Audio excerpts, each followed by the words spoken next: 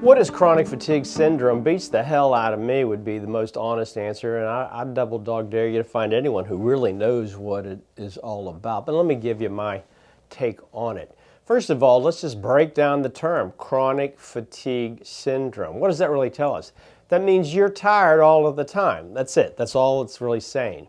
Don't think for 1 second that I don't see a whole lot of chronic fatigue in all of the diseases I treat. Depression, anxiety, panic, ADHD. Fatigue is a big part of that for almost everybody. Well, what's going on there? Well, whenever I see fatigue, I think inflammation. What caused it? What set you up to have that? How do we address it? What are the treatments? What do I do? Well, I go way back upstream to try to figure out the root cause. Now, in the case of chronic fatigue, we think it's probably an aberrant immunological reaction to some stressor, some insult, and usually that's an infectious entity.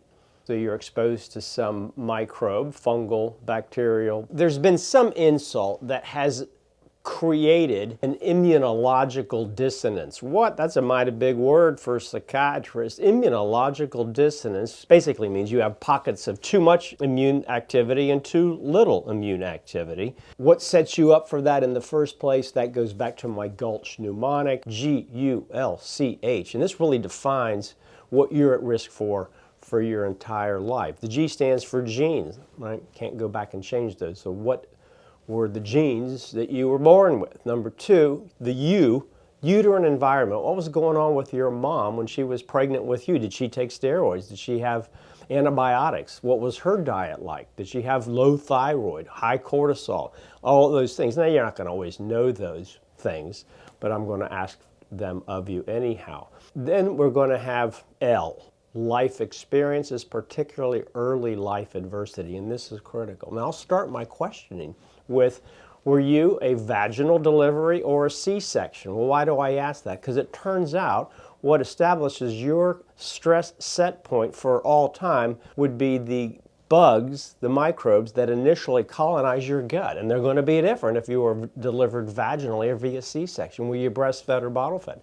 Were you ever separated from your mom early in life? Did you have an early, overwhelming life infection? Did you, unfortunately, ever suffer abuse, physical, sexual, emotional abuse? All those things set you up for what will ensue down the road. C, what's C? Choices, right? Your slovenly habits, and then H would be those very habits. That's then what I look at to see, well, are you even at risk right up front? And the answer is yeah. What do you do? Well, here's what I do. Whenever I see immunological dissonance of this sort that's driving the chronic fatigue, often associated with lack of joy, often associated with brain fog, all the things we've talked about before, evidence of systemic inflammation, well, you know what I'm going to do. I'm going to go seal and heal your leaky gut. Initially, I'm going to go with a product called OptiTox GHI. That is to upregulate, increase the activity of your rest and digest parasympathetic nervous system. Huh? That's right. I'm going to tone down your fight or flight. I'm going to support your adrenals because they are flat. I guarantee if you have chronic fatigue, your adrenals are shot. Cortisol, most people know, initiates the fight or flight, right? That's your stress. That's your stress response. What most people don't know, including most of my colleagues, is that cortisol also turns off the fight or flight. Even if you have low cortisol, and so many people with chronic fatigue have low cortisol, I measure it, I do this all day, every day, they have enough to initiate the fight or flight.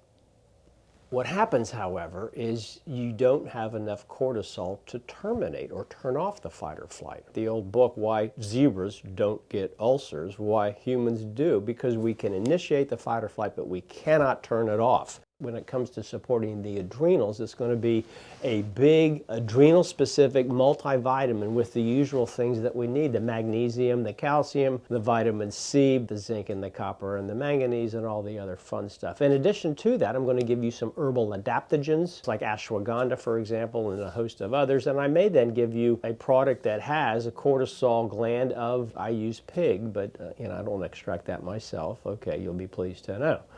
And then possibly even, depending on how bad it is, I'll give you a little, wait for it, hydrocortisone, right? Now that would be a bridge, but that's kind of my pyramid. I do have something that will provide energy immediately. It's a product called Cogniben. I take it every day myself. I use it for lots and lots of different symptom domains, but it's one of the few things I can give you. It's a TAAR1 receptor agonist, TAAR1 receptor agonist. This is a natural approach, right?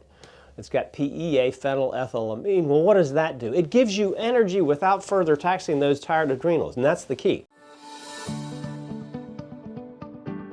What are the side effects of these approaches?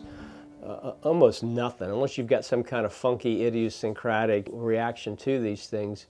Keep in mind that you're 60,000 times more likely to have a side effect from a medication than any of these supplements, right? So these supplements are enormously safe. The real question that I get is, well, do they work? Maybe I just have expensive urine, Dave. I mean, do they really do anything? And the answer is absolutely, right? I see it work every single day. And I'm rarely going to ask you to take something I don't already take. Can natural approaches such as these be combined with conventional medicine, mainstream allopathic medicine? Yes, of course, I do it all the time. Integrative psychiatry is the name of my practice. Not everyone knows how to do that, however, and so often I get mainstream medicine over here really poo-poo and make you feel awful for even thinking of these things. And then at the same time, you get the natural folks who totally vilify big pharma and all that, and I think they're both partly right, both mostly wrong. So how do we creatively and safely and effectively integrate this set of strategies? That's tricky, but very doable. I will say that sometimes things we use in conventional medicine may help initially, but they are not addressing the underlying factors that are causing your symptoms, perpetuating your symptoms. They even may aggravate that. So just be careful. Okay, so the stakes are high. Not only your current level of suffering, I don't have to tell you about that, and I'm sorry for it. I don't want to just get you out of the hole. I want you to keep moving towards a happier and perhaps even longer life. How do you get started? Well, give us a call and schedule an appointment to talk to me. Before that, I may ask that you get certain tests done, but that's certainly by no means mandatory. We can talk about all of that when we meet, and I look forward to that.